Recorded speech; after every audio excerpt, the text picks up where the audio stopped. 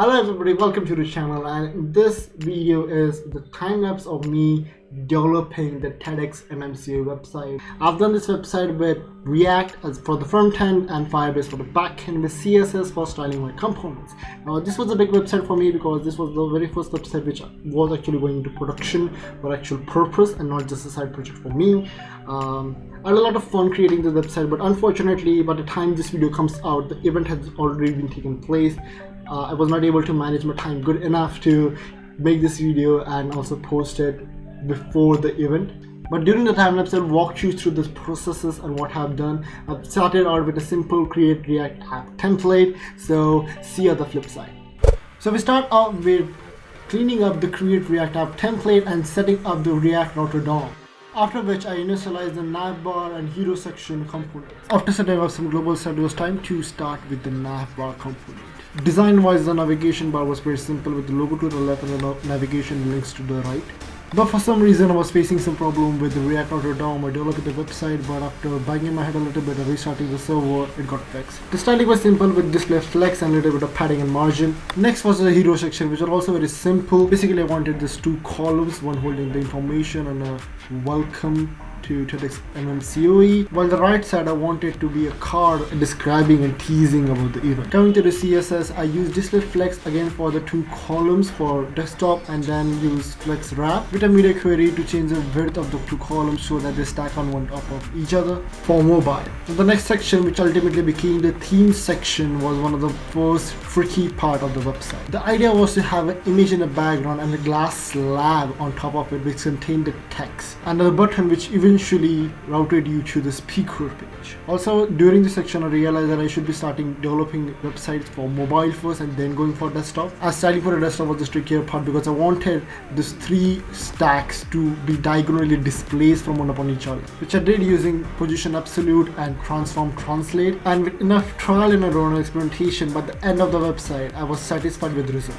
Now the footer was very simple, following the principles of navigation bar and some guidelines given by TEDx itself. I also added some navigation links in the footer along with some social media links and placeholders for any further links we might need. And as for font for the whole website, I use clam so that the text will be responsive to the viewport width while having still a minimum and maximum limit. Also at this point I didn't have any content which was supposed to be on the website, so I was working with some logarithm and placeholder images. Also my footage of developing the team and our page was corrupted, so here is me learning frame of motion. Now if you don't know what frame of motion is, a ready-made React animation library which lets you add animation just by using some class name. Somewhat similar to what you will be doing with Bootstrap just for animation. And this was my first time using frame of motion, so I tried out a bunch of stuff, experimented a lot, and finally decided on what I should use and what I shouldn't use.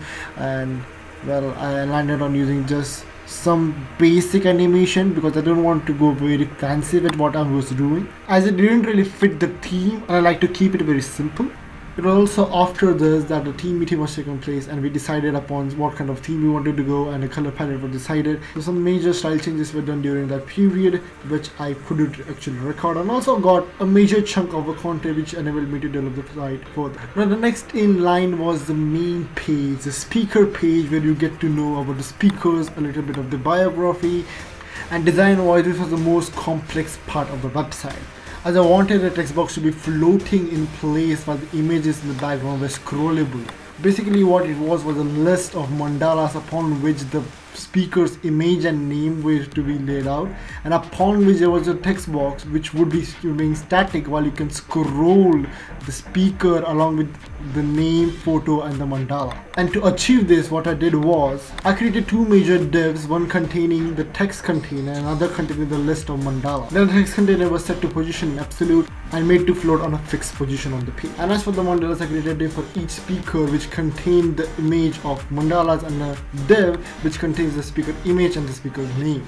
And I set the parent div to position relative and the inner child to position absolute and giving top 50% and left 50%. It was done. But reaching to that was not an easy journey. As you can see, I'm struggling with placing it in the center even for mobile. As this was my very first time doing something so complex with styling, I didn't know about the relative and absolute thing. I didn't even know about position fixed. That's why I didn't use it for the floating text container thingy. But with a lot of trial and error and a lot of experimentation, I was finally left with something which was satisfiable for my mind. But that was not all. There was another feature which was very important, that was changing the text inside the container on scrolling to different speakers. That it took some trial and error to understand at what section or at what scroll position should I change the text to which speaker. I finally started using the client height to get the total height of the page, divided by total number of mandalas, and using use effect to keep a check on what position we are to update the text inside of the container. I also lifted the state of the scroll position of the mandala containers so as to make the whole calculation a lot more easier. All of this was not a very seamless process. It took me a lot of time, and by the time the website was finally done, I was left with something which was good enough, which was enjoyable for me.